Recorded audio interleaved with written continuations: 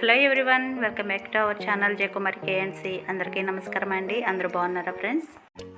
So ఈరోజు recipe వచ్చేసి ఎంతో టేస్టీగా ఉండే వామ్ బిస్కెట్స్ ఎలా చేసుకోవాలో చూద్దామండి. ఇవి పిల్లలకి స్కూల్కి స్నాక్స్ పెట్టడానికి బాగుంటాయి, అలాగే ఈవినింగ్ టైంలో టీ తాగేటప్పుడు స్నాక్స్గా కూడా చాలా బాగుంటాయి. మరి వీడియోని అయితే స్కిప్ చేయకుండా లాస్ట్ వరకు చూసి లైక్ ఇవ్వడం అయితే మర్చిపోకండి ఫ్రెండ్స్.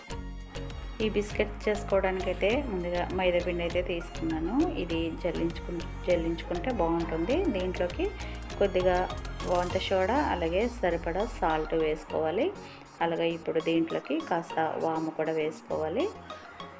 వామ్ బిస్కెట్స్ కాబట్టి కాస్త వాము ఎక్కువ వేసుకుంటేనే ఫ్లేవరు బాగా తెలుస్తుంది, బాగుంటుంది.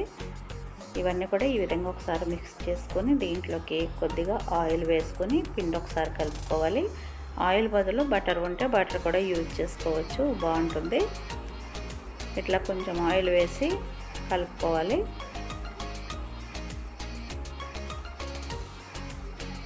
ఈ విధంగా ఆయిల్ పిండి అంతా కూడా పట్టేటట్టు మంచిగా కలుపుకొని ఇలా ముద్దయ్యేటట్టు చూసుకొని ఇప్పుడు కొద్దిగా వాటర్ యాడ్ చేసుకుంటూ పిండి మొత్తం కూడా చపాతీ పిండిలా కలుపుకోవాలి. పిండి మరీ లూజ్గాను కాకుండా మరీ గట్టిగాను కాకుండా కలుపుకోవాలి. చూడండి, ఈ విధంగా కలుపుకుంటే సరిపోతుంది. ఇలా బాగా కలుపుకున్న తర్వాత ఇప్పుడు దీన్ని పక్కకు పెట్టుకోవాలి.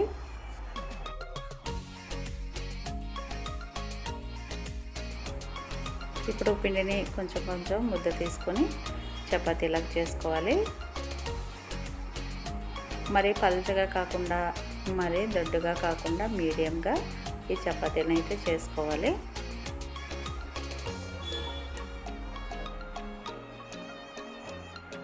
చూసారు కదా, ఈ మందంలో తీసుకుంటే సరిపోతుంది. ఇప్పుడు ఏదైనా ఒక బాటిల్ది క్యాప్ తీసుకుని ఈ విధంగా చిన్న క్యాప్ తీసుకుని దీన్ని సగం వరకు ఈ విధంగా పెట్టేసి మూన్ షేప్లో కట్ చేసుకోవాలి. ఇలా కట్ చేసుకుంటే మనకి కరెక్ట్ మూన్ షేప్ అయితే వస్తుంది. దీన్ని మూన్ బిస్కెట్స్ అనొచ్చు, లేదంటే వాము కాజు బిస్కెట్స్ అని కూడా అనొచ్చు. ఎందుకంటే జీడిపప్పు కూడా ఇదే షేప్లో ఉంటుంది కదా, సో అట్లా కూడా పిలవచ్చు. ఎలా పిలిచినా ఇవైతే వామ్ బిస్కెట్స్. ఇలా అన్నీ కూడా ఈ విధంగా కట్ చేసుకోవాలి.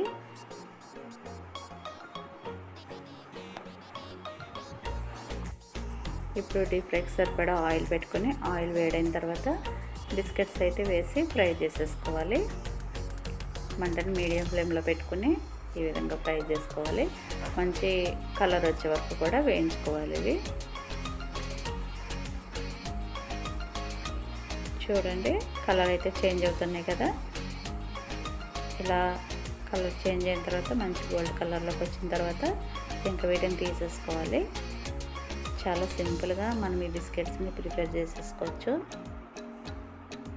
ఇవన్నీ తీసేసిన తర్వాత మిగతావి కూడా ఇదే విధంగా వేసి ఫ్రై చేసేసుకోవాలి. అంతేనండి.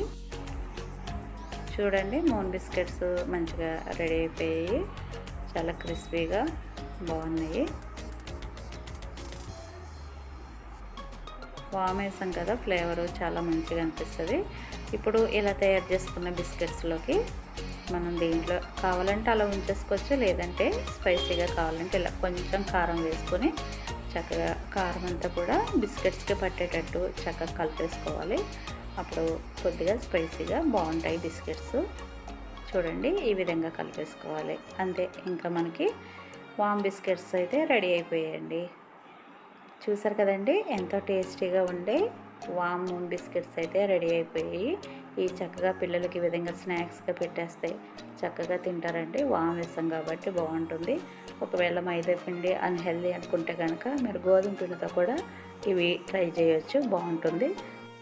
సో ఈ రెసిపీ కనుక నచ్చినట్లయితే మీరు కూడా ట్రై చేయండి ఫ్రెండ్స్. మరి వీడియో నచ్చితే లైక్ చేయండి, షేర్ చేయండి. అలాగే కొత్తవారు ఎవరైనా చూస్తుంటే ప్లీజ్ సబ్స్క్రైబ్ చేసుకుని సపోర్ట్ చేయండి ఫ్రెండ్స్. మీరు ఇచ్చే సపోర్ట్ నాకు చాలా అవసరం అండి. సో మరొక వీడియోతో మళ్ళీ కలుసుకుందాం. థ్యాంక్ యూ అండి. Thank you for watching.